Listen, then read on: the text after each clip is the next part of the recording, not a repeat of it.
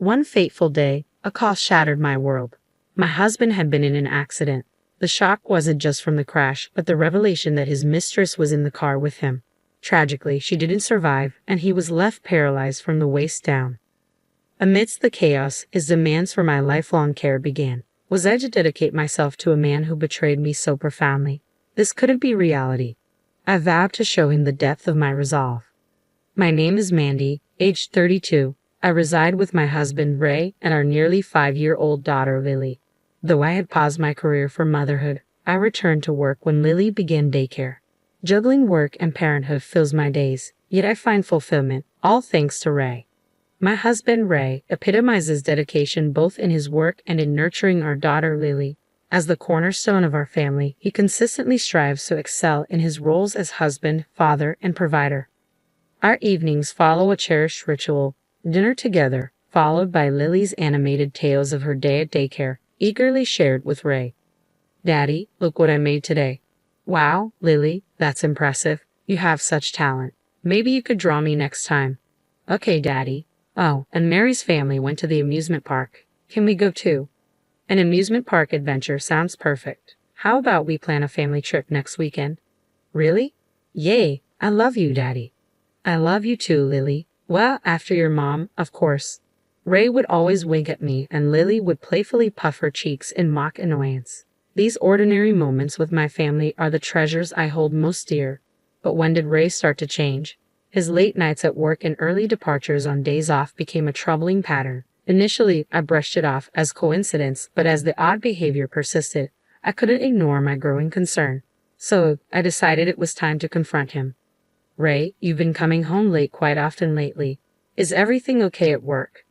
"Ha. Oh yeah, I've got some new projects and stuff." "I see, but you also leave early in the morning on your days off, and you never tell me where you're going." "That's well, I've been visiting my parents. I thought I should check up on them from time to time." "Your parents' house?" "To be honest, my in-laws aren't young, but we see them once every few months, and they're doing fine. So why all these sudden visits?" Although suspicion pricked at me, I didn't want to push too hard, so I let it go for the time being. 2 weeks later, Ray texted me once more, saying, "I'll be home late. I have overtime work to do." It wasn't until after midnight that he finally walked through the door, seemingly in high spirits. Yet something felt amiss about him, and I sensed it instantly. "Ray, where have you been?" "I told you I had to work late, didn't I?" "But what about that smell?" "What smell?" "The scent of sweet perfume. It's unmistakably a woman's fragrance." "Why would you smell like that if you were working late?" "That's—" My husband's eyes darted about, betraying his obvious unease. As I persisted, he hastily interjected. Actually, there was a client entertainment event today." "A client event?" I scrutinized his response, prompting a vigorous nod from my husband. "You see, one of the VIPs at the client's place is a woman. You'd expect some perfume to rub off if we were drinking together, right? Then why lie to me in the first place? There was no need to fabricate overtime. I felt guilty because you were working hard at home, taking care of housework and Lily. I didn't mean to lie. I didn't want to make you worry." Seeing my husband's hands clasped in front of his face, I couldn't press him any further. With work looming the next day, I opted to table the conversation and retire to bed. Yet from that moment on, every late return was accompanied by the lingering scent of that perfume. Each inquiry yielded the same response. Another client event, nothing more. Unbeknownst to him, my suspicions only deepened. Then, one day, a palpable sense of unease compelled me to leave Lily with my parents and meet my younger sister. As we settled in at a cafe, I broached the subject of my husband's behavior. "Ray has been coming home late a lot recently." "So he always has the scent of a woman's perfume, huh?" "Yeah, he's definitely cheating." "Really?" My sister's solemn nod solidified my suspicion, though I had harbored doubts. Hearing it confirmed by someone else lent weight to my fears. So Ray is really cheating on me. Firstly, it's odd to have client events with the same clients so frequently. And besides, he must have been close enough for the perfume to linger, right? "I suppose. I understand it's challenging with Lily and everything, but I think you need to have a serious conversation with Ray." "Yeah." Just then, my sister's voice took on a disturbing edge. Hey, look there." "What's going on?" "Speak of the devil. Look over there. Isn't that your husband?" Following her pointed finger, I spotted Ray. Beside him, a younger woman than me clung tightly to his arm.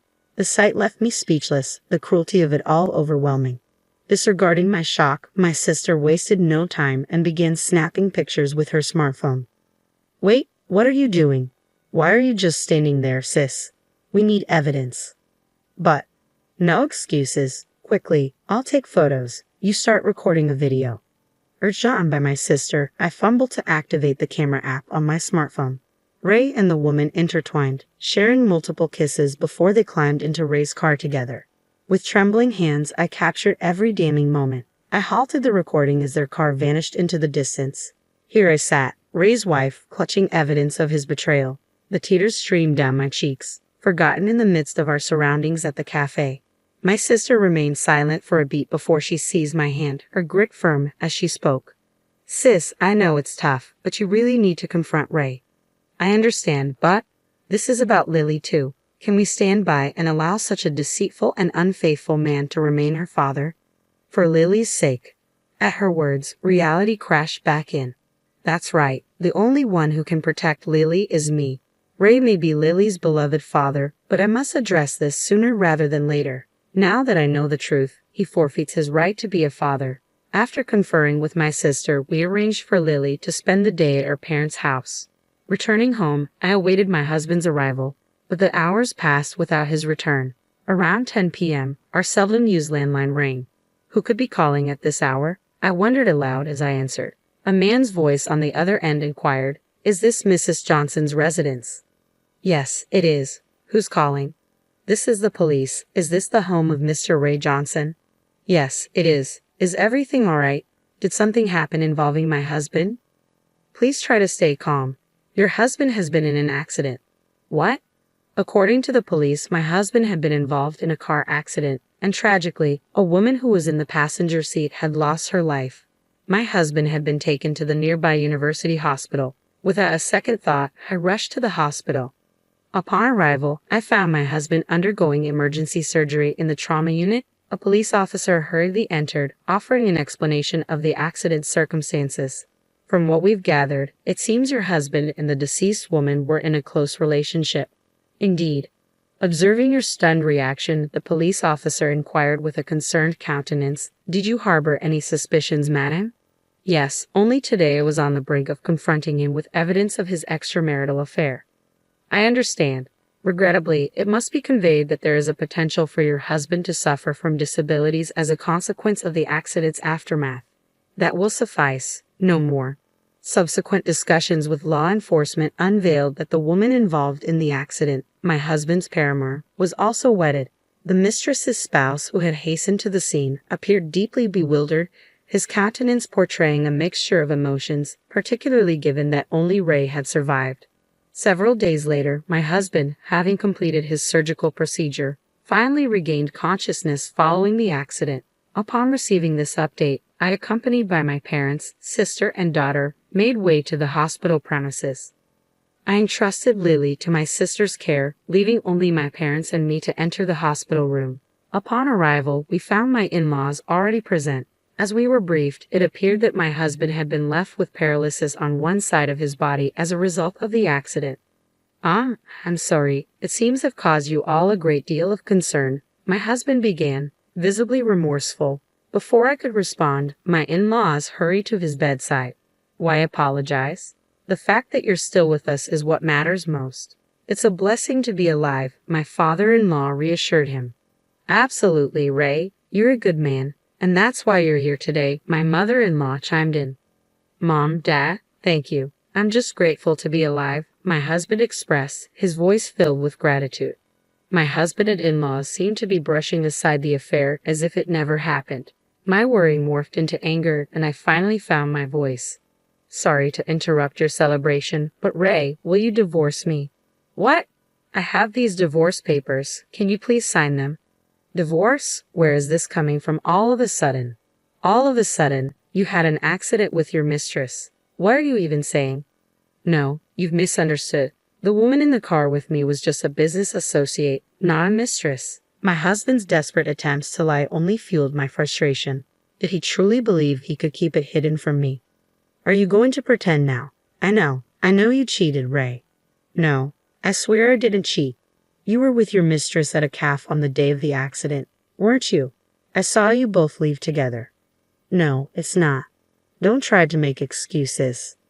I momentarily forgot our surroundings in the hospital room and raised my voice. You even sacrificed time with Lily to be with your mistress. What were you thinking? My mother-in-law interrupted me with a disapproving frown. Oh, Mandy, why are you so upset? If Ray cheated, it's probably because you did something wrong. Mother-in-law, what are you saying? Ray just woke up, didn't he? And you heard it from the doctor, didn't you? Ray has ended up with hemiplegia due to the aftermath. What does that have to do with our divorce? He needs dedicated care now. Instead of talking about divorce, you should be focusing on learning how to care for him immediately. That's right, my husband echoed his mother. You'll be taking care of me from now on as my wife. That's when it hit me. Any lingering sympathy I harbored for my husband vanished in an instant. Initially, I felt genuine pity for him after the accident, despite his infidelity. But now, I couldn't care less. There was not a shred of remorse in either of them for what they'd put me through. All they cared about was themselves. Suppressing my fury, I turned to my mother-in-law. Are you serious? Who in their right mind would want to take care of a cheating fool? A fool? Mandy, how dare you insult my Ray? Well, it's the truth, isn't it? He cheated and caused the accident. Isn't everything your son's fault? But even if the accident was his fault, cheating doesn't excuse his actions. So, if I made a mistake, does that give him the right to cheat? I've been juggling work, childcare, and household duties to support our family. You blame me and still defend your cheating son.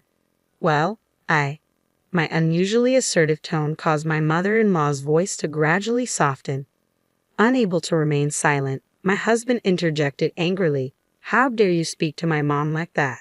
Perhaps thinking his status as a patient gave him an edge, my husband shot me a defiant glare. I stepped closer, my gaze piercing, and he muttered, "What the?" in a startled tone. Enough with the act. Who do you think is to blame for the predicament we're in?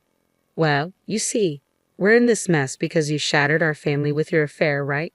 Getting into an accident with your mistress. How foolish can you be? There's no other word for it. What the? It's chaotic now because you brought up divorce out of nowhere. He still appears oblivious to his own culpability in this situation. Fueled by a deep sense of disgust and bitterness, I unleashed my pent-up fury upon him. Face reality, you pathetic excuse for a man. How much longer will you deflect blame onto others? Reflect on your own actions. You're the one who cheated, and to top it off, your mistress perished in that accident. Stop trying to justify yourself. Mandy, you obliterated our family with your reckless affair. I dread to think of the pain Lily will endure because of you. You haven't just wounded me, you've shattered our daughter's innocence. I can't remain married to someone like you. Go ahead and wallow in your own misery. As I turned to leave, Ray was rendered speechless, his complexion drained of color. Taking a moment to compose myself, I heard the hospital room door creak open, and in walked our daughter. Lily Habdid. I'm sorry, sis. I only looked away for a second. My younger sister entered behind Lily, offering an apologetic bow. Ray seized the chance to address our daughter. Lily, you wouldn't want, right? Daddy, what do you mean? You don't want Mommy and Daddy to be apart, do you? Ray was left speechless by Lily's response. What? But if Mommy's here, you're okay? Because Mommy looks sad when she's with Daddy. It's because Daddy's doing something that Mommy hates, right? Well, you see, I hate it when Daddy makes Mommy sad. I don't need a daddy. I'm fine with just Mommy. Ray seemed taken aback by Lily's words. With nothing more to say, he sank onto the bed, his shoulders sagging. When I pushed the divorce papers toward him again, he relented and signed them. I then enlisted the help of a lawyer and pursued alimony and child support, supported by evidence of his infidelity. Additionally, he was informed about the damages sought by the husband of his mistress, resulting in a substantial financial settlement.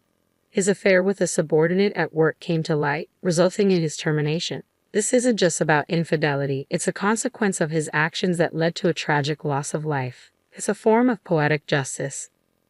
The financial repercussions hit Ray hard, draining his savings and forcing him to downsize to a modest apartment with his in-laws after selling their house. I heard that his in-laws are now caring for their son, who is confined to a wheelchair. As for me, I've chosen to stay at my parents' home for the time being with Lily. Once we're settled, I intend to live independently with Lily again. However, we believed it would be beneficial for Lily's well-being to spend some time surrounded by family. On our way to daycare, I broached the topic that had been weighing on my mind. Hey Lily, are you truly okay? Ha! What do you mean? With Daddy not being here, is it okay with just Mommy and you? In response, Lily beamed and replied enthusiastically, I love Mommy the most. I don't like anyone who makes Mommy sad. I understand. Mommy loves Lily very much. Lily enveloped me in a tight hug, and I held her close, feeling a renewed determination to protect her for as long as I live.